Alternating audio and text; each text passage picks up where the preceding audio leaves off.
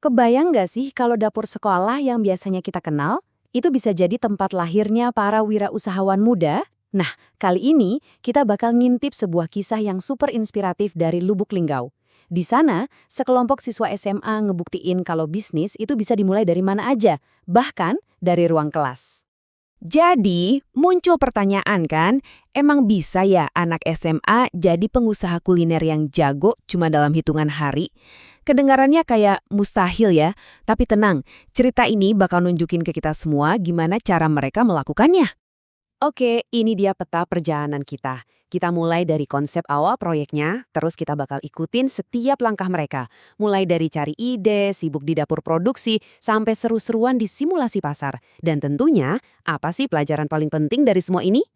Yuk, kita masuk ke bagian pertama. Jadi, ini tuh bukan sekedar tugas sekolah biasa loh. Ini benar-benar sebuah perjalanan buat menggali potensi lokal dan mengubahnya jadi sesuatu yang bernilai jual.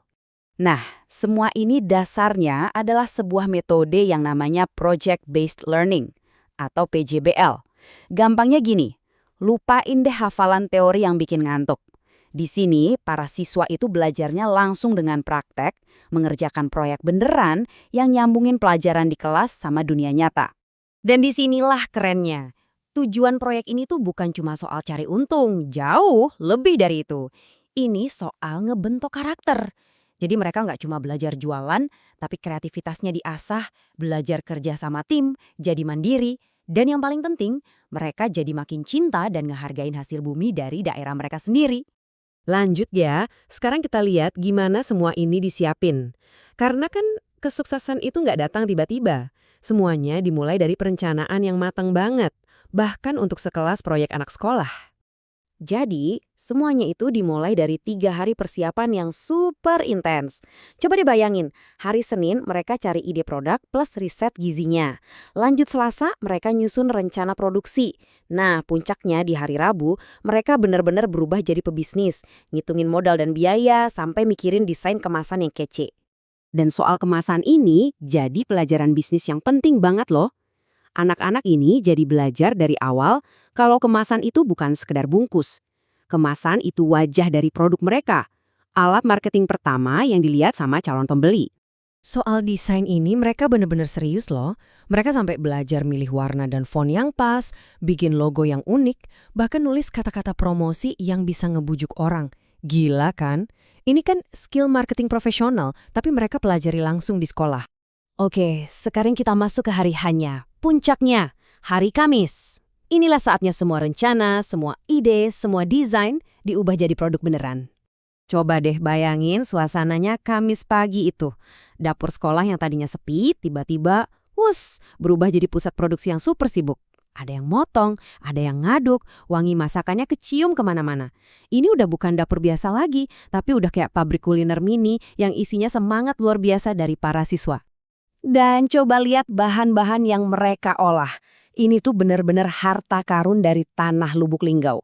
Singkong, ubi jalar, pisang, semuanya bahan yang kelihatannya sederhana, tapi di tangan mereka siap diubah jadi produk kuliner yang modern dan bikin ngiler. Nah, setelah produknya jadi dan dikemas cantik, tantangan selanjutnya udah nunggu. Inilah dia momen pembuktiannya. Market Day. Ini dia nih ujian yang sebenarnya.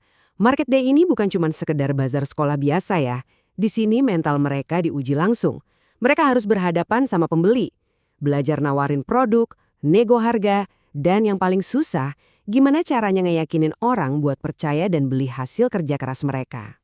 Dan disinilah transformasinya kelihatan banget. Pagi hari mereka masuk sebagai pelajar biasa.